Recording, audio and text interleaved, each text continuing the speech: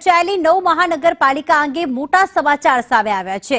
બુધવારે કેબિનેટમાં નવી મહાનગરપાલિકાના લેવાયેલા નિર્ણય બાદ હવે વહીવટદાર તરીકે જિલ્લા કલેક્ટર્સને તેનો કાર્યભાર સોંપાયો છે।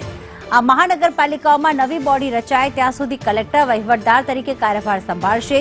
કમિશનર ઉપરાંત કલેક્ટરો વહીવટદાર તરીકે કામ કરશે, જેઓ કોર્પોરેશનની દૈનિક કામગીરી પર દેખરેખ રાખશે।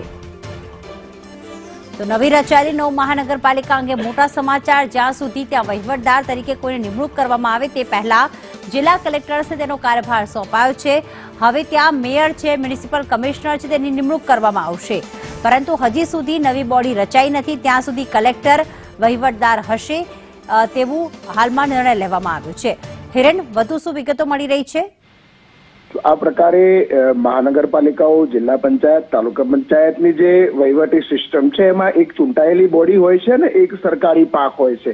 जो कि नवी महानगरपालिकाओमां चूंटायेली पाक न होवाना कारणे जे स्टेन्डिंग कमिटी जे प्रकारे चूंटायेली पाकनी होय छे एना निर्णयो करवा माटे आ व्यवस्था सरकारे जे ते वखते कायदानी अंदर उमेरेली छे અને એટલા જ માટે નવી જે 9 મહાનગરપાલિકાઓ છે એ તમામ 9 મહાનગરપાલિકાઓની અંદર નવા કમિશનરની નિયુક્તિ પછી આ સ્ટેન્ડિંગ કમિટી અને અન્ય વહીવટી બાબતોના નિર્ણય લેવા માટે સિનિયર આઈએએસ અધિકારી એટલે કે જે તે જિલ્લાના કલેક્ટરોને વહીવટદાર તરીકે નિમણૂક આપવામાં આવી છે।